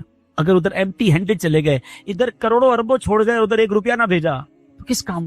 ایسی تیاری کرے, ایسی انویسٹمنٹ کرے کہ میں یہاں سے جاؤں تو ادھر بھی تیاری شاندار ہو. جس قبر میں جاؤں وہ قبر بھی نرم ملائم اور جنت کا باغ ہو. میں جب بھی یہاں لوگوں کے گھروں میں جاتا ہوں اور میں دیکھتا ہوں کہ کتنے شاندار بیڈ روم, ڈرائنگ رومز ہوتے ہیں, تو میں پرسنلی بھی لوگوں کو یہ کہتا ہوں کہ جب تمہیں اللہ نے اتنے اچھے گھر دیے نا, تو تمہیں تو اچھی قبر کی زیادہ تیاری کرنی چاہیے. کیونکہ عادت ہی نرم بستر پر سونے کی ہے, نہ ایئر کنڈیشن کے بغیر نیند آتی ہے, نہ جنریٹر کے بغیر سو سکتے ہیں. قبر میں سانپ اور بچھو آ گئے تو بنے گا کیا؟ جس طرح آپ یہاں سے کراچی جاتے تو پہلے پوچھتے ہوٹل کون سا ہوگا, اب تو لوگ اس ہوٹل کی کیٹیگریز اور اس کے ریویوز پڑھتے ہیں. یار ذرا بتاؤ رہنے والوں نے کیا کہا تھا, کمفرٹیبل تھا کہ نہیں, باتھ روم اچھا تھا, بریک فاسٹ ٹھیک تھا کہ نہیں, بیڈ کیسا تھا, ایچ اینڈ ایوری ہم جناب اس کی باریکی کو چیک کرتے ہیں کہ رہنا 1 دن ہے 2 دن, لیکن یار ذرا ریویو دیکھو کیسا ہے, ہوٹل کا ویو کیسا ہے, صاف ستھرا ہے کہ نہیں. ارے جدھر 1 دن رہنا ہے ادھر کے ریویو پڑھ رہے ہو, ادھر کی تیاری کر رہے ہو. جدھر قیامت تک رہنا ہے میں بتاتا ہوں اس کا ریویو کیا ہے, میں بتاتا ہوں اس کی کیٹیگری کیا ہے, 5 اسٹار ہے یا کیا ہے میں بتاتا ہوں. میں کیا بتاؤں گا؟ اللہ کے حبیب علیہ الصلوۃ والسلام فرماتے ہیں کہ قبر 2 طرح کی ہوتی ہے, دیر از نو تھرڈ آپشن. آقا فرماتے ہیں قبر یا تو جنت کے باغوں میں سے باغ ہوگی یا تو دوزخ کے گھروں میں سے گھڑا تھا. غور کر لو, میں بھی غور کروں اور ہم بھی غور. اگر آج مر گیا اور جس قبر میں جاؤں گا وہ جنت کا باغ بن جائے گی, ایسی لائف گزار لی ہے. تھوڑا سا اپنی لائف کو ریوائنڈ کرو نا. کوئی 30 سال, کوئی 40 سال, کوئی 50 سال, کوئی 60 سال کا بیٹھا ہے کہ یار ایسی زندگی گزار لی ہے کہ بس اگر آج مر جاؤں تو الحمدللہ قبر جنت کا باغ ہی بننی ہے, تو پھر تو ٹھیک ہے, یو آر ویری بیسٹ. اور اگر دل سے یہ صدا آ رہی ہے کہ نہیں ابھی تو توبہ کرنی ہے, اگر ابھی مر گیا تو مر جاؤں گا, اور خدا کی قسم اگر قبر جہنم کا گھڑا بن گئی نا تو پھر کوئی بچانے نہیں آئے گا, پھر ہم ہوں گے. اور اللہ نہ کرے, اللہ نہ کرے, پلیز سیکھو صدیق اکبر رضی اللہ تعالیٰ کی سیرت سے آخرت کی تیاری, اپنے مال کے ذریعے, اپنے اعمال کے ذریعے, اپنے کردار کے ذریعے. باتیں تو بہت ساری ہیں، میرے پاس تو بہت ساری عادتیں ہیں، مگر ظاہر ہے کہ بیان کبھی قائم ہوتا ہے۔ میں ایک آخری بات، صدیق اکبر رضی اللہ عنہ صدقہ دیتے تھے نا، اس صدقے کے ساتھ ساتھ ظاہر ہے کہ انہوں نے کچھ لوگوں کے منتھلی باندھ دیے تھے، یا یوں سمجھے کہ اخراجات اپنے ذمے لے لیے تھے، ٹھیک ہے۔ تو ایک بار صدیق اکبر رضی اللہ تعالیٰ عنہ نے ایک صحابی رسول جو تھے، جن کو آپ نے پیسے دیتے تھے آپ، ان سے جو ہے وہ کچھ تکلیف پہنچی، تو آپ نے قسم کھا لی کہ میں اب اس کو پیسے نہیں دوں، اب اس کی مدد نہیں کروں گا۔ ہمارے ساتھ کبھی کبھی ایسا ہوتا ہے کہ جس کے ساتھ بھلائی کرے وہی بندہ ہمیں تنگ کر رہا ہے، بتا اب اس کا خرچہ بند کر دیں، بدلہ لیتے نا، اس نے برا کیا تو ہم نے بھی بند کر دیا۔ سنو، صدیق اکبر رضی اللہ تعالیٰ عنہ نے جب یہ کیا نا تو قرآن کی آیت نازل، وہ آیت کیا ہے ذرا سننا، اللہ کرے کہ یہ آیت اور اس کا مفہوم اور اس کا میسج آج میں سمجھانے میں کامیاب ہو جاؤں اور آپ سمجھنے میں کامیاب ہو جاؤں۔ اللہ قرآن میں فرما رہا ہے، بسم اللہ الرحمن الرحیم، پارہ 18 سورہ نور آیت نمبر 22، اللہ فرماتا ہے وَلَا يَأْتَلِ أُولُو الْفَضْلِ مِنْكُمْ وَالسَّعَةِ أَنْ يُؤْتُوا أُولِي الْقُرْبَى وَالْمَسَاكِينَ وَالْمُهَاجِرِينَ فِي سَبِيلِ اللَّهِ وَلْيَعْفُوا وَلْيَصْفَحُوا أَلَا تُحِبُّونَ أَنْ يَغْفِرَ اللَّهُ لَكُمْ وَاللَّهُ غَفُورٌ رَحِيمٌ۔ اب ذرا ترجمہ سنیے، کیا میسج ہے، اور قسم نہ کھائیں وہ جو تم میں فضیلت والے اور گنجائش والے، قرابت والوں اور مسکینوں اور اللہ کی راہ میں ہجرت کرنے والوں کو دینے کی، اور چاہیے کہ معاف کریں اور درگزر، وَلْيَعْفُوا وَلْيَصْفَحُوا، چاہیے کہ معاف کریں اور درگزر کریں۔ جب یہ کریں گے تو ملے گا کیا؟ سنو، قرآن کہتا ہے کیا تم اسے دوست نہیں رکھتے؟ تم یہ نہیں چاہتے کہ اللہ تمہاری بخشش کرے اور اللہ بخشنے والا مہربان؟ اس آیت میں صدیق اکبر کی شان کیسے بیان ہوئی؟ قرآن نے کیا کہا؟ اولو الفضل، اللہ اکبر، یعنی قرآن اللہ فرما رہا ہے سیدنا صدیق اکبر رضی اللہ تعالیٰ کے بارے میں کہ یہ فضیلت والے، اور صدیق اکبر نے جب یہ سنا نا تو آپ نے کیا کہا کہ بے شک میری آرزو ہے کہ اللہ میری مغفرت فرما دے، میں نے معاف کیا، میں اس کا کفارہ ادا کروں گا قسم کا، اور ان کا خرچہ جاری کر دوں گا۔ اے میرے میٹھے اسلامی بھائیوں، اس آیت سے سبق یہ ملا کہ اللہ معاف کرنے والوں کو پسند کرتا ہے، بدلہ لینے والوں کو نہیں۔ ارے انہوں نے برا کیا، میں بتاؤں گا میں کون، میں نہیں چھوڑوں گا۔ لوگوں نے رشتہ داریاں ختم کر دی ہیں، دوستیاں ختم کر دی، دیکھنے کے لیے تیار نہیں ایک دوسرے کو، ایک دوسرے کی دعوت گھر میں شادی میں بھی نہیں جاتے۔ ارے ذرا مجھے نہیں بلایا تھا، میں کیوں بلاؤں؟ میرے میں گیا دعوت پہ، ملاقات ہی نہیں کی مجھ سے، اب ختم تھا، رابطہ ہی ختم۔ ایک بار میرے ساتھ بدتمیزی کر دی۔ مجھے سمجھ نہیں آتا کہ ایک طرف تو ہم اپنے آپ کو نبی پاک علیہ السلام کا غلام کہتے ہیں، اور عادتیں ساری ان کے خلاف والی ہیں۔ وہ نعت تو کئی بار جھوم جھوم کر سنی ہوگی نا، کہ سلام اس پر کہ جس نے گالیاں سن کر دعائیں، سلام اس پر کہ جس نے خون کے پیاسوں کو کبائیں دی۔ ارے تیرے آقا برا بھلا کہنے والوں کو دعائیں دیتے، پتھر برسانے والوں کو دعائیں دیتے، اور آج نہ ہم اپنے گھر والوں کو معاف کرنے کے لیے تیار ہیں، نہ مسلمانوں کو معاف کرنے کے لیے۔ نہ کرے ایسا۔ شب قدر کی دعا یاد ہے سب کو؟ یاد ہے؟ کبھی معنی سمجھا اس کا؟ اللہم انک عفو، اے اللہ تو معاف کرنے والا ہے، تو تحب العفو، تو معافی کو پسند کرتا ہے، فاعف عنی، اللہ مجھے بھی معاف کر دے۔ اللہ سے یہ عرض کرتے ہو کہ اللہ تو معافی کو پسند کرتا ہے، خود معافی کو پسند کرتے ہو، خود تو معاف کرنے کے لیے تیار نہیں ہے۔ نہ کرے یہ دشمنیاں۔ نبی پاک نے فتح مکہ کے موقع پر کیسوں کو معاف کیا تھا، جنہوں نے صحابہ کو شہید کیا، آپ کے عزیز چچا حضرت حمزہ رضی اللہ تعالیٰ کے کلیجہ چبانے والوں کو بھی آپ نے معاف کر دیا۔ اور آج ہم چھوٹی سی غلطی کرنے والے نہ ملازم کو معاف کرنے کے لیے تیار ہیں، نہ بیوی کو معاف کرنے کے لیے تیار ہیں، نہ رشتہ داروں کو معاف کرنے کے لیے تیار ہیں۔ کئی جگہوں پر ہم نے سنا کہ میاں بیوی میں دوری ہے، بیوی کہتی ہے شوہر معافی مانگے تو آؤں گی، شوہر کہتا ہے بیوی معافی مانگے تو آؤں۔ اس چکر میں ایک سوری کے چکر میں دونوں دور بیٹھے ہیں، کئی سال ہو گئے۔ دو دوست ایک دوسرے کو یاد بھی کرتے ہیں، بچپن کے دوست تھے، لڑائی ہو گئی، یاد بھی آتی ہے، مگر کہتے ہیں میں کیوں جاؤں، غلطی تو اس نے کی تھی نا، وہ سوری کرے پھر جاؤں گا۔ وہ ایک سوری نے تم دونوں کو دور بٹھایا ہوا ہے۔ ایسا نہ کرو، چھوٹی سی زندگی ہے، پیار سے گزارے۔ اگر وہ نہیں کرتا آپ اگر کے سوری کر لیں، شیطان ابھی آپ کے دماغ میں بات ڈالے گا، یار مولانا صاحب بات تو ٹھیک کر رہے ہیں مگر قصور تو اس کا تھا، میں کیوں معافی مانگ؟ تو یہی تو بتا رہا ہوں، قصور کس کا تھا؟ حضرت ابوبکر صدیق نے کس کو معاف کیا؟ جس کا قصور نہیں اس کو آپ نے معاف کیا، تو کیا معاف کیا؟ معافی تو بنتی اسی کی ہے جس نے قصور کیا ہو۔ آپ کا یار آپ کا کوئی قصور نہیں ہے، میں نے معاف کیا، تو یہ معافی ہے؟ معافی تو یہ ہے کہ قصور اس نے کیا پھر بھی معاف کر۔ وَلْيَعْفُوا وَلْيَصْفَحُوا، اللہ کرے جملہ یاد ہو جائے نا، جب غصہ آنے لگے نا، جب بدلہ لینے کو جی چاہے، جب ریونج کو جی چاہے، یہ آیت کا جملہ یاد کر لو، وَلْيَعْفُوا وَلْيَصْفَحُوا. اور اللہ نے آگے فرمایا کہ کیا تم اس بات کو پسند نہیں کرتے کہ اللہ تمہیں معاف کر؟ اگر ہم معاف نہیں کریں گے نا، اور اگر ہمیں معاف نہ کیا گیا تو حدیث پاک ہے جس کا مضمون ہے کہ جو رحم نہیں کرتا اس پر رحم نہیں کیا جائے گا، اور جو معاف نہیں کرتا اسے معاف نہیں کیا جائے گا. اب آپ چیک کر لیں، بدلے لیتے رہی. اگر ہمیں پکڑ لیا گئے ہم کدھر جائیں، ہماری کتنی گناہ ہیں، ہماری کتنی خطائیں. بندوں کو معاف کرو اس نیت سے کہ اللہ میں نے بندے کو معاف کیا، تو رحمان ہے، تو مجھے معاف کر دے. اللہ کرے کہ دل میں اتر جائے میری بات، دشمنیاں ختم کر دے. ہماری میمنی کا ایک جملہ بڑا پیارا ہے، جو نمی ہو وہ اللہ کے گمی ہو، نم جائے، جھک جائے، معافی مانگ. آپ کا قصور نہیں پھر بھی مانگ. فون کر لیا، بھائی معاف کر دو یار، غلطی ہو گئی ہو. اچھا، معافی بھی بعض اوقات مانگنے نہیں آتی. کچھ لوگوں کی معافی بھی ایسی ہوتی ہے جو قابل معافی ہوتی ہے. بھائی دیکھو معافی مانگ رہا ہوں، معاف کرنا ہے تو کر دو، پھر نہیں مانگوں گا. بندہ کہ یار معافی مانگنے آیا جھگڑا کروں. معافی نرمی سے ہوتی ہے، عاجزی سے ہوتی ہے، پیار سے ہوتی ہے. اگر واقعی دوستی کرنی ہے، فارمیلٹی تو پوری نہیں کرنی نا کہ عبدالحبیب بھائی آپ نے کہا تھا میں مانگ کے آ گیا پھر بھی نہیں ماننا، تو پھر تمہاری مرضی ہے. ہم تو چاہتے ہیں کہ ختم کرے چیز، کوئی تحفہ لے کے چلے جائیں ان کے گھر. کاروباری جھگڑا ہو جاتا ہے، کاروبار میں پرابلم ہو جاتی ہے، کبھی پیمنٹ اس نے لیٹ کر دی، کبھی آپ نے لیٹ کر دی. آپ کو لگتا ہے یار چلو جو بھی ہوا مسلمان ہے، غلطی ہو، ختم کرے، دوستی کرے. کاروبار کرے ضروری نہیں ہے آپ کہیں میں نے کاروبار اس سے نہیں کرنا، کوئی مسئلہ، لیکن بات چیت تو کرے، دوستی تو کرے، ملاقات تو کرے. تو آپ ان چیزوں کو ختم کرے اور سیکھے صدیق اکبر رضی اللہ تعالیٰ کی سیرت سے کہ آپ کو شدید تکلیف پہنچی تھی. Look at the beautiful multiplication. 1 درود پاک 10 رحمتیں، 10 درود پاک 100 رحمتیں، 100 درود پاک 1000 رحمت، ملٹیپلائی بائی 10 رحمتیں ہوتی جا رہی ہیں. ہم سب چاہتے ہیں سیکیور رہیں، سیف رہیں، بزنس پہ جائیں تو وہاں رحمت ہو، گھر والے پیچھے خیر سے رہیں. حالات بھی ایسے ہیں کہ ہم چاہ رہے ہوتے ہیں کہ سب چیزیں سیف اینڈ سیکیور رہیں، تو رحمت الہی جس پر برستی رہے گی کیسے انشاءاللہ وہ سیف رہے گا، کتنی برکتیں ملیں گی. تو the more you want to get the رحمت of اللہ سبحانہ و تعالیٰ, the more you recite درود پاک. جتنی رحمتیں چاہیے آپ اتنا درود پاک پڑھتے جائیں، ملٹیپلیکیشن ہوتی جائے گی.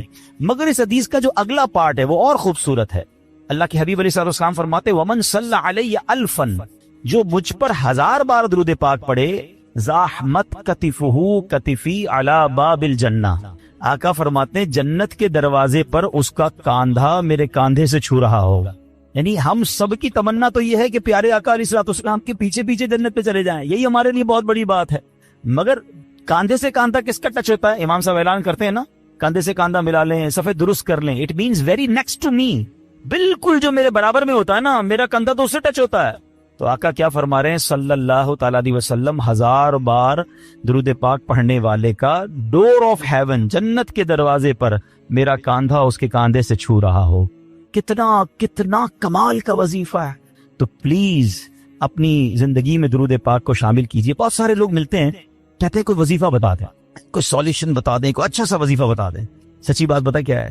ہر درد کی دوا ہے صلی علی محمد. ہر درد کی دوا ہے صلی علی محمد. تعویذ ہر بلا ہے صلی علی محمد. اللہ کرے کہ ہم اس کو انڈرسٹینڈ کرنے والے بن جائیں اور ہماری زبان درود پاک سے تر رہے. آئیے مل کر محبت کے ساتھ با آواز بلند درود پاک پڑھ لیں. صلو علی الحبیب صلی اللہ تعالی علی محمد صلی اللہ علیہ وسلم. آج جو ہمارا موضوع ہے وہ بڑا کمال کا موضوع ہے اور ویری امپورٹنٹ ٹاپک ہے. اور لیکن اس ٹاپک کی طرف جانے سے پہلے میں one of the historical personality of Islam, یعنی اسلام کی تاریخ کی ایک ایسی عظیم شخصیت کا میں نے ذکر کرنا ہے. پھر ہمیں اس سے انشاءاللہ سیکھنا بھی ہے.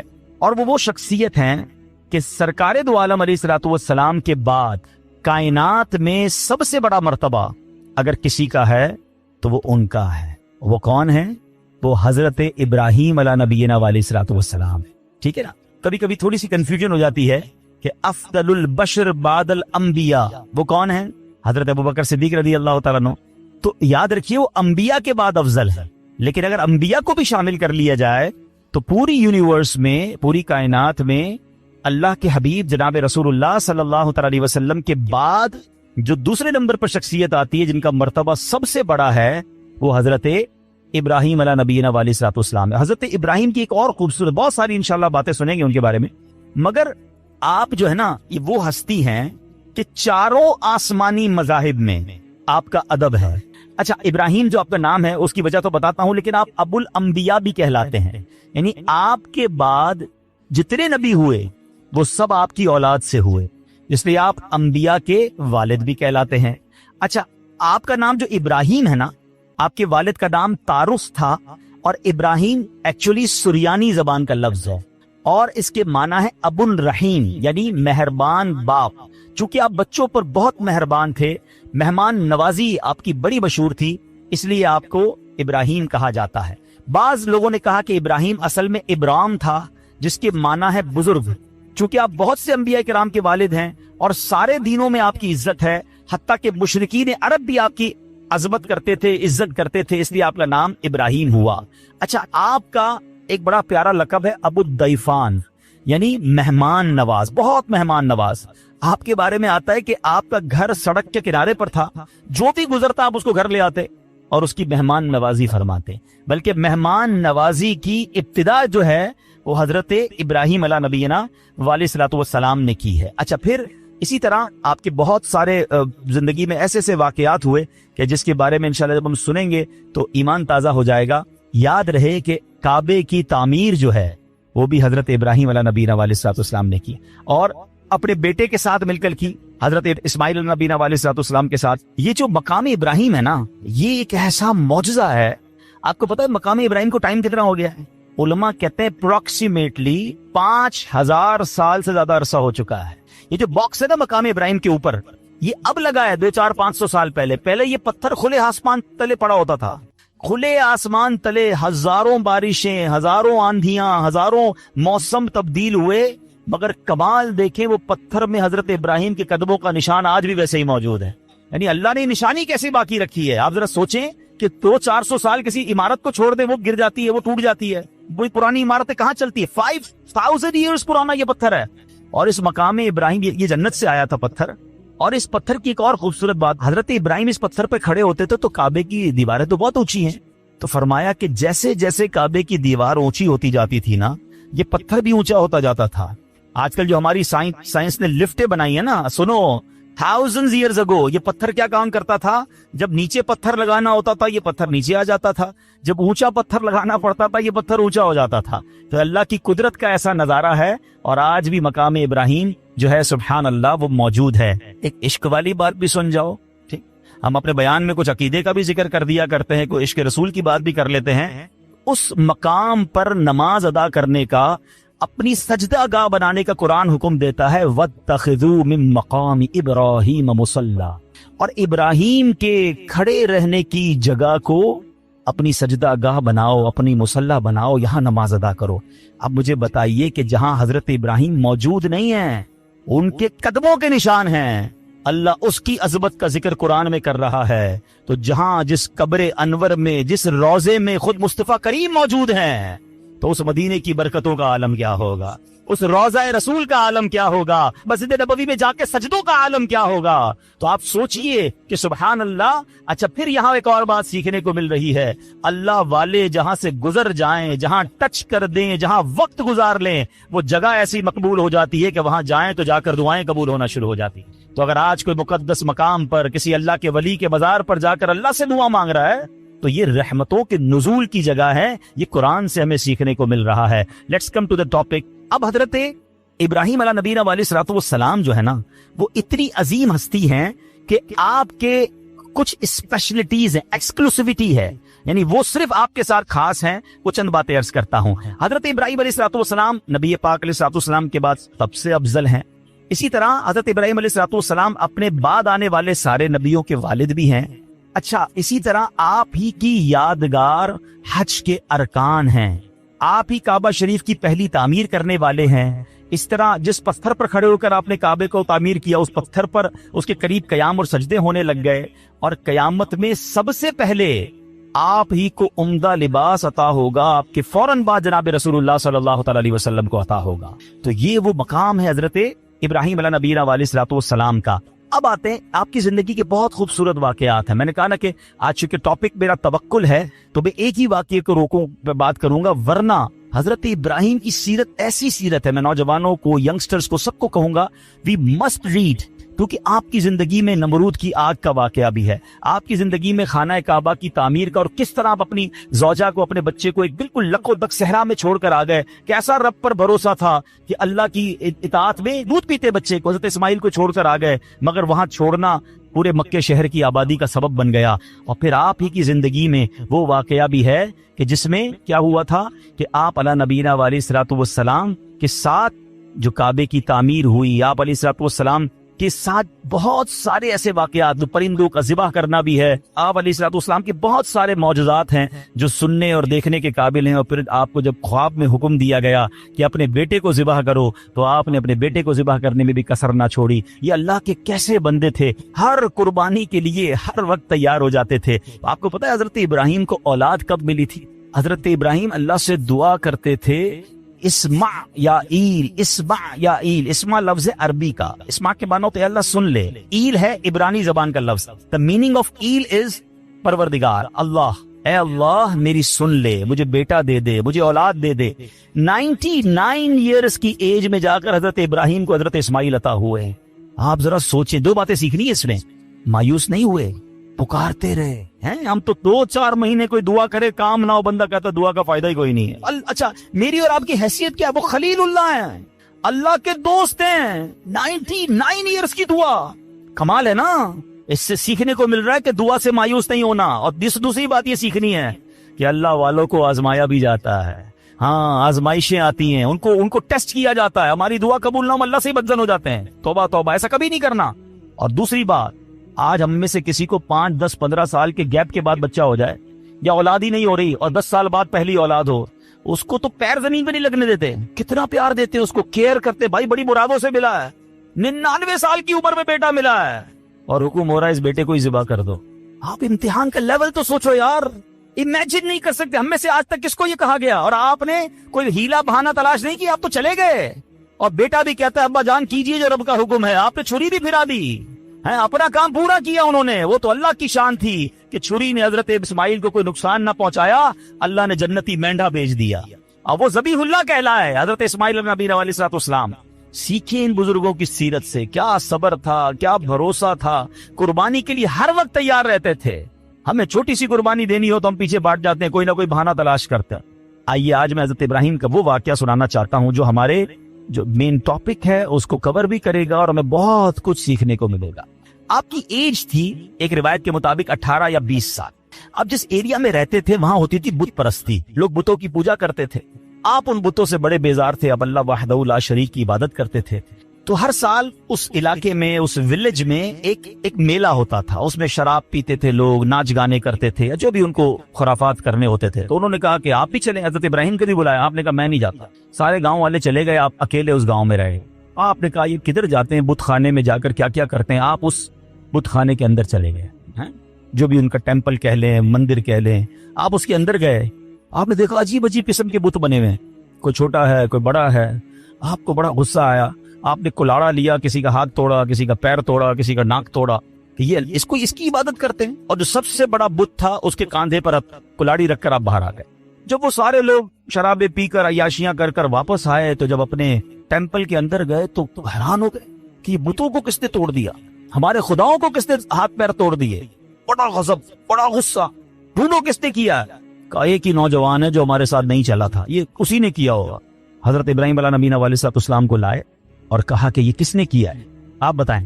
آپ نے بڑا لاجیکلی جواب دیا کہ انہی سے پوچھ لو نا، جو سب سے بڑا بت ہے اس سے پوچھ لو، دیکھو کاندھے پہ کلاڑا بھی اسی کے لگا ہوا ہے. تو وہ کہتے ہیں یہ تو جواب نہیں دیتے. اب ذرا دیکھیں لاجیکلی ڈیمونسٹریشن کیسا کیا، پریکٹیکلی. کہتے ہیں نا کہ کچھ چیزیں پریکٹیکلی سمجھائی جاتی ہیں.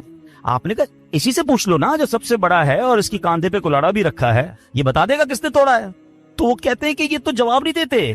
اللہ اکبر. اب اس پوائنٹ کو لے کر حضرت ابراہیم علیہ نبینا علیہ السلام نے کیا خوبصورت، جس کو کہتے ہیں جواب دو، جو آپ نے جواب دیا وہ قرآن میں موجود ہے. آپ فرماتے قال افتعبدون من دون اللہ ما لا ينفعکم شیئا ولا یضرکم. کہا کہ تم اللہ کے سوا ایسے کو پوجتے ہو جو نہ تمہیں نفع دے سکتا ہے نہ نقصان دے سکتا ہے. اف لکم، تف ہے تمہارے اوپر. ولما تعبدون من دون اللہ افلا تعقلون. کہتے ہیں تم ان بتوں کو اللہ کے سوا پوچھتے ہو، تف ہے تم پر، تمہارے اندر عقل نہیں ہے، تمہیں خود نہ نفع دے رہے ہیں نہ نقصان دے رہے ہیں. یعنی پریکٹیکل کر کے بتایا نا مگر کہتے ہیں کہ جس کی آنکھوں پر پردہ پڑ جائے نا، اس کو آپ اگزامپل بھی دے دیں، دلیل بھی دے دیں. آج بھی ایسے لوگ موجود ہیں، قرآن سے نکال کے دکھا دو، حدیث سے بتا دو، ہیں اس کو لاجیکلی سمجھا دو. جس کو نہیں ماننا میں نہ مانوں، اس کو نہیں ماننا. تو یہ شروع سے معاملہ ہے کہ کچھ لوگ نہیں مانتے. تو بہرحال اب اتنا زبردست ڈیمونسٹریشن تھا، ہونا کیا چاہیے تھا، توبہ کر لیتے کہ یار بات تو صحیح کر رہے ہیں، یہ بت اپنے آپ کو توڑ پھوڑ سے نہیں بچا سکے، ہمیں کیا بچائیں گے. مگر اینڈ آف دا ڈے کیا ہوا، ان ظالموں نے کیا کہا کہ اب ان کو پکڑ کر ان کو جلا دو. قرآن میں یہ الفاظ موجود ہیں، حرقوہ وانصروا آلہتکم ان کنتم فاعلین، ان کو جلا دو اور اپنے خداؤں کی مدد کرو اگر تمہیں کرنا ہے. اب ان ظالموں نے حضرت ابراہیم علیہ نبینا علیہ السلام کو پکڑ لیا، ان کو گرفتار کیا، اور اب پلان کیا تھا کہ اب آگ میں ڈالنا ہے. اچھا وہ کوئی چھوٹی موٹی آگ نہیں تھی، ایک بندے کو جلانے کے لیے بہت تھوڑی سی آگ بھی کافی تھی. انہوں نے دنیا کی ہائیسٹ فائر ایسٹنگوش کی اتنی بڑی آگ لگائی کہ وہ ایریا نو فلائنگ زون بن گیا، پرندہ بھی اوپر سے نہیں گزر سکتا تھا، پرندہ گر جاتا تھا آگ کے اندر. اتنی خطرناک آگ. ٹھیک ہے، اچھا جب آگ لگ گئی تو ہوا کیا، آسمان اور زمین کی تمام مخلوقات نے اللہ کی بارگاہ میں عرض کرنا شروع کر دی کہ اے خداون تیرے خلیل آگ میں ڈالے جا رہے ہیں، اے اللہ ان کے سوا دنیا میں تیرا کوئی نام لینے والا نہیں ہے، عبادت تیری یہی کرتے ہیں، اللہ تمہیں اجازت دے کہ ہم ان کی مدد کریں. تو اللہ کریم نے کیا جواب ارشاد فرمایا کہ وہ میرے خلیل ہیں، میں ان کا معبود ہوں، اگر ابراہیم تم سے مدد طلب کریں تو کرو ان کی مدد. اب حضرت ابراہیم علیہ نبی علیہ السلام جو ہیں ان کے پاس ایک پانی کا فرشتہ آیا، کہتا حضور بس آرڈر کر دیں، اجازت دیں، ابھی بارش برساتا ہوں بند ہو جائے گی. آپ فرماتے ہیں مجھے تمہاری مدد کی ضرورت نہیں ہے، میرا رب دیکھ رہا ہے، اگر وہ چاہے گا تو میری مدد کر، باقی مجھے تمہاری مدد کی حاجت نہیں ہے. اچھا اب کیا ہوا، ہوا کا فرشتہ آیا، کہتا ہے بس آرڈر کریں، ابھی ہوا چلے گی یہ ساری آگ بجھ جائے گی، مجھے تمہاری مدد کی ضرورت نہیں ہے، میرا رب دیکھ رہا ہے، اگر وہ چاہے گا تو مدد کر دے گا. اچھا اب فرشتوں کو تو منع کر دیا، اب یہ فرماتے مجھ کو میرا اللہ کافی ہے، وہی بہترین کارساز ہے، جب چاہے گا میری مدد فرمائے گا، اس کی مرضی ہے، میں اس میں راضی ہوں. اچھا اب جب آگ میں ڈالا جانے لگا نا تو اب حضرت جبریل آئے، کہتے حضور اللہ سے تو عرض کر دیں، آپ ہماری مدد نہیں لے رہے، آپ اپنے رب سے تو کہیں نا کہ وہ آپ کی مدد کرے. آئے ہائے جواب سنو حضرت ابراہیم کا، لیول آف یقین دیکھو. آپ فرماتے میرے حال کو وہ خوب جانتا ہے، وہ دیکھ رہا ہے نا، اسے معلوم ہے میں کس تکلیف میں ہوں، میں راضی ہوں، اگر اس نے مدد کرنی ہوگی تو وہ مدد کر دے گا.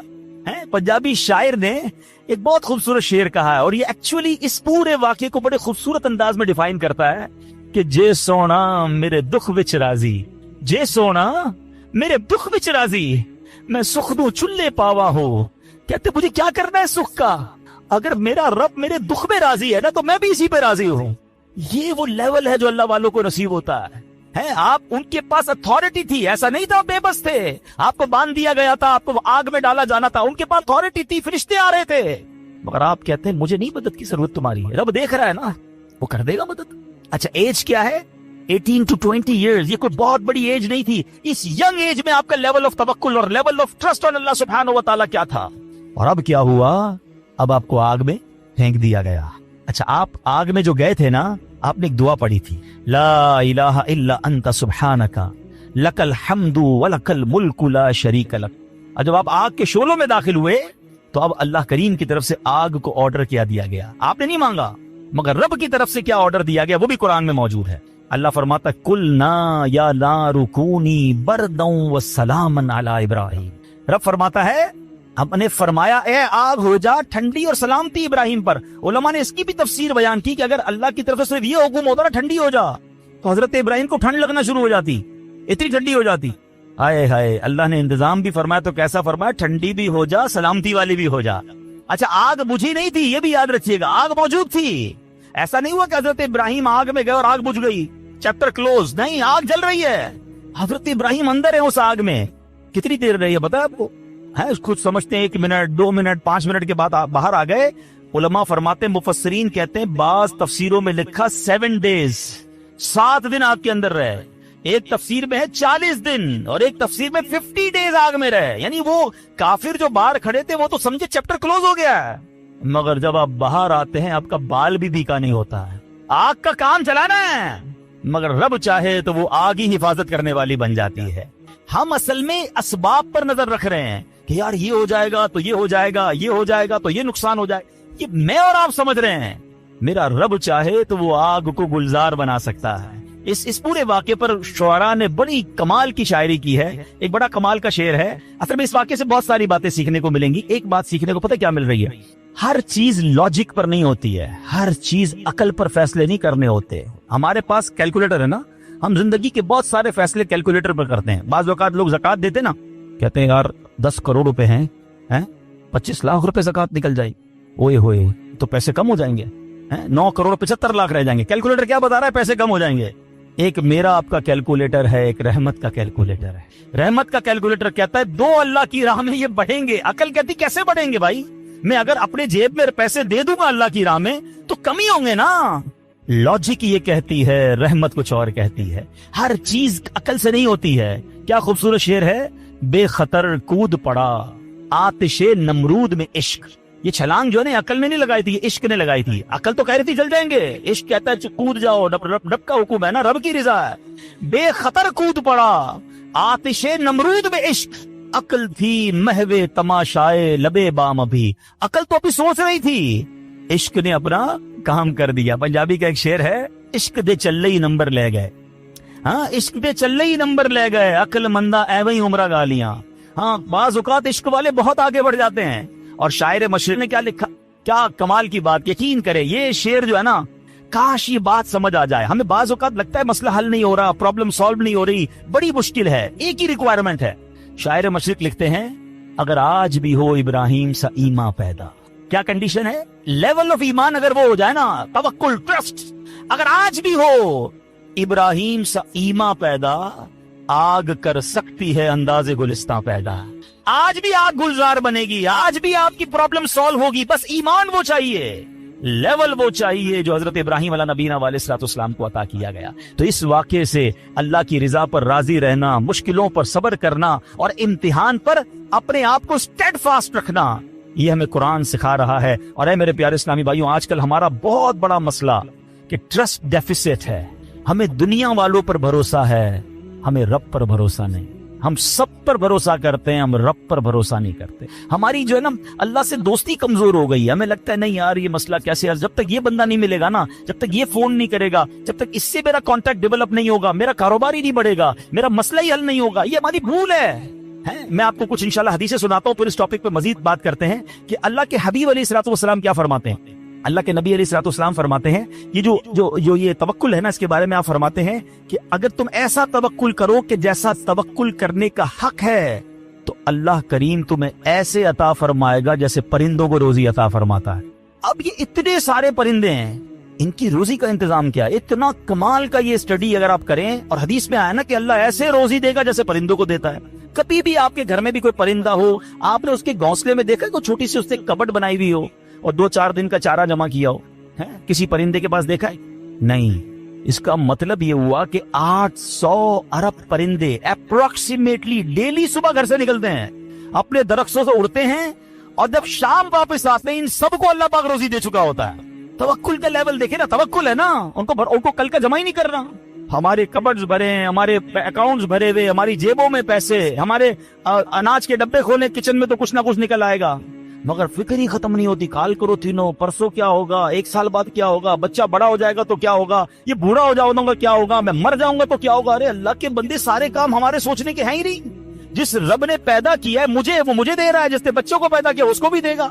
بچی پیدا نہیں ہوتی، ہماری ٹینشن شروع ہو جاتی اس کی شادی کا کیا ہوگا. ارے بھائی ابھی تو پیدا ہوئی ہے، تو ابھی سے ٹینشن لینے شروع کر دی ہم نے. نہیں، اللہ پر بھروسہ، یقین، وہ کریم ہے، وہ مالک ہے، ساری دنیا کو عطا کر رہا ہے، مجھے بھی دے گا. بڑا خوبصورت جملہ علماء کہتے ہیں، وہ چونٹی کو کن دیتا ہے اور ہاتھی کو من بھی وہی دیتا ہے. ہاتھی کی خوراک دیکھی، وہ منو کھاتا ہے، چونٹی ذرہ کھاتی ہے، وہ ذرے چونٹی کو ذرہ بھی پہنچا دیتا ہے اور ہاتھی کو منو بھی پہنچا دیتا ہے. تو وہ مجھے بھی دے گا، بس لیول چاہیے. ایک اور بڑی خوبصورت حدیث پاک ہے، اللہ کے نبی علیہ الصلوۃ والسلام فرماتے ہیں، جس کو یہ پسند ہو کہ وہ لوگوں میں سب سے زیادہ قوی ہو جائے. ہم میں سے بہت سارے لوگ بڑے کمزور ہوتے ہیں، ڈر جاتے ہیں، خوف زدہ رہتے ہیں. یہ ان کے لیے حدیث کا پارٹ بڑا زبردست ہے. آپ فرماتے ہیں جو یہ چاہتا ہے کہ سب سے زیادہ قوی ہو جائے تو اسے چاہیے کہ اللہ عز و جل پر توکل کرے، اور جس کو یہ پسند ہو کہ وہ زمانے میں باعزت ہو جائے اسے چاہیے تقوی اختیار کرے، اور جس کو یہ بات پسند ہو کہ سب لوگوں سے زیادہ دولت مند ہو جائے تو اپنے پاس موجود شے سے زیادہ اس پر اعتماد کرے جو اللہ تعالیٰ کے دستے قدرت میں ہے۔ ہم اپنے مال پر بڑا بھروسہ کر رہے ہوتے ہیں، یار بھائی دیکھو پیسے جمع کر لو، مصیبت میں کام آئیں گے، ہاں کوئی بیمار ہو گیا نا تو اچھا ڈاکٹر کر سکو گے، مکے مدینے جانا ہے نا تو حج کے لیے پیسے چاہیے گے۔ یہ بھول ہے ہماری۔